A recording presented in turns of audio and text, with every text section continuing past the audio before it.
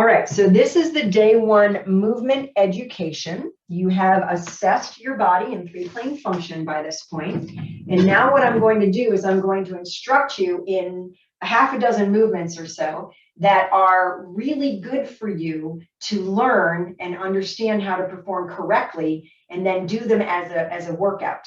Again, we're going to use all modifications as necessary. So the first thing I want to show you, many of you may have noticed in the three-plane assessment that when you did this, your heel wanted to come up, or you were unstable and you couldn't go very far. A lot of that has to do with the foot and ankle, and the foot and ankle happens to be one of the most common pain culprits there is, whether it's pain, mobility, or stability. Everything is triggered from the ground up.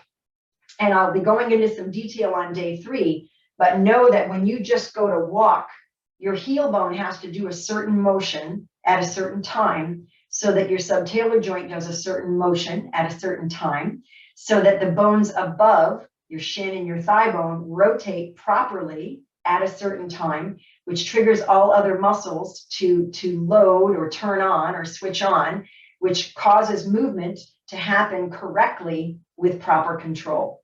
So it all starts from the ground up. So it's very important that the foot and ankle are functioning properly. So what I'm going to teach you is how to load your foot and ankle in three-plane function. And it's very important that you understand how to do this. And I want you to use modifications as necessary. So what I'm going to do is I'm going to show you three-plane function here. And you're going to use a wall to hold on to. If a wall is not comfortable because of your shoulders and you can't bear a lot of weight, you can use the back of a chair, you can use the kitchen counter, the kitchen sink, whatever is a sturdy, safe place for you to be, okay? But I'm going to show you against the wall, and the goal is the elbows stay straight and locked because this isn't a push-up into the wall or a push-up into a chair or the kitchen counter, because that's not going to make a change in the foot and ankle.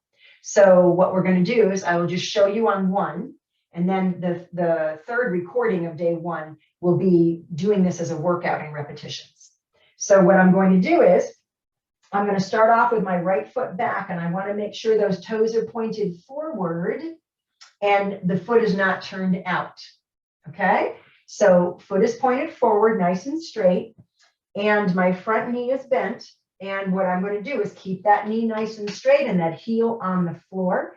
If I go too far back with my foot and I feel like my heel comes up, then it's too far back. Come closer to the wall.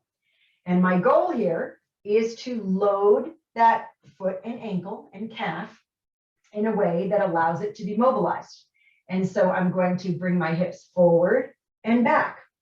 We want a nice dynamic motion, keeping that heel down, keeping that knee straight.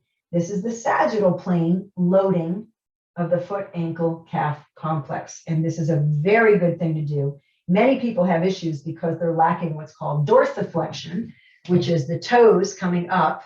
When you go to walk, you have to have good dorsiflexion. I've had people who've had neck pain because they didn't have good dorsiflexion. And I'll tell that story on day 3. However, you want to make sure those toes can come up well. And so if I've got my foot planted and my knee is going forward, then that is the same thing as the toes coming up, but it's weight bearing. It's much more effective. And we don't need a static hold.